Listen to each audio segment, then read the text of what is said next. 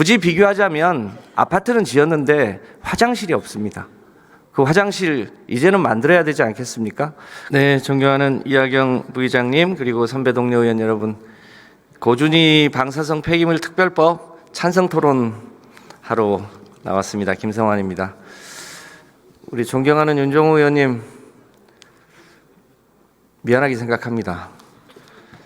그런데 잘 아시다시피 우리가 원전을 가동하지 않았으면 모를까, 원전을 가동한 이상 불가피하게 어딘가에는 이 고준위 방사성 폐기물을 보관 저장해야 합니다.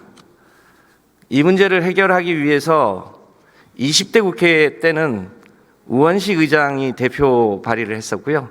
21대 국회 때 제가 대표 발의를 해서 사실상 21대 국회 말에 여야가 합의로 처리를 할 뻔했습니다만 다른 여러 가지 사정 때문에 21대 국회에서도 처리를 못하고 여기까지 밀려왔습니다.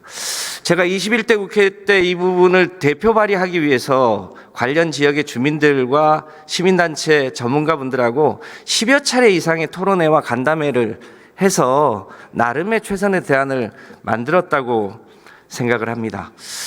이 고준위 폐기물 정말 처리하기가 어렵고 그 해당 인근 지역에 있는 분들의 불안함, 후쿠시마 원전 사고 이후에는 훨씬 커졌을 거라고 생각을 합니다. 기억을 조금만 더듬어 보시면 우리나라가 1979년부터 원전을 가동하기 시작했습니다. 현재 26기가 가동 중에 있는데요. 이 고준위 방사성 폐기물 처리장을 만들기 위해서 89년도에 안면도에 지으려고 했는데 실패했습니다. 94년도에 구럽도에 지으려고 했다가 실패했고요. 2003년도에 부안에 지으려고 했다가 또 실패했습니다. 고준위 폐기물을 못 처리하니까 2005년에 경주에 고준위보다 좀 낮은 중저준위 폐기물 처리장을 만드는 것에 겨우 합의했습니다만 여전히 고준위 폐기장을 갈 데가 없는 게 현재의 상황입니다. 그로부터 20년이 지났습니다. 우리나라만의 문제는 아닙니다. 현재 원전이 가장 많은 나라가 미국인데요. 미국도 네바다주에 하기로 했다가 네바다주 주민들이 강하게 반대하는 바람에 못했고, 프랑스 원전 가동률 높은데 마찬가지로 아직 해결하지 못하고 있습니다. 겨우 핀란드가 내년부터 영구 폐기장을 만들어서 처리를 해야 합니다. 굳이 비교하자면 아파트는 지었는데 화장실이 없습니다. 그 화장실 이제는 만들어야 되지 않겠습니까? 근데 지금 굉장히 절박한 게 윤종호 의원님도 얘기했습니다만 지금 월성 원전의 수조 안에 있는 핵다발이 92% 꽉 차 있습니다. 한빛 원전에는 82% 차 있고요. 한울 원전에는 76% 차 있습니다. 대략 앞으로 5년 정도 있으면 사용 후 해결료가 수조 안에 보통 들어있는데 그게 더 이상 갈 데가 없는 게 현실입니다.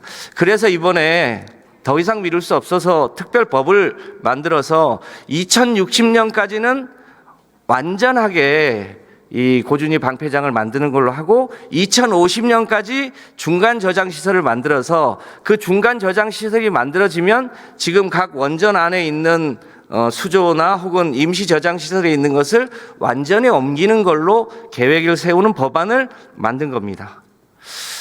사실은 더듬어 보면 과거부터 늘 새로 시작하자고 하는 의견이 많았던 게 사실입니다.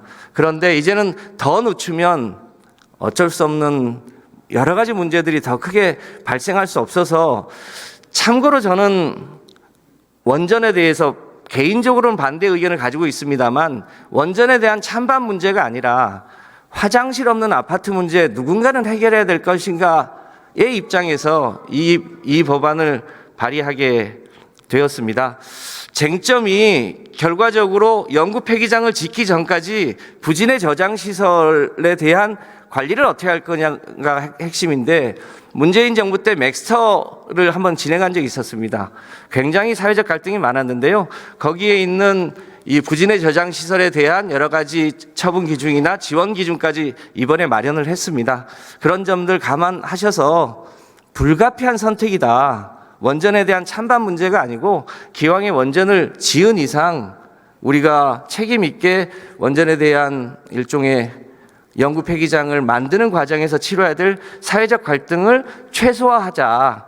그렇게 하기 위한 민주적 절차와 보상 규정을 담은 법안임을 감안해서 의원님들의 현명한 판단 부탁드립니다. 고맙습니다.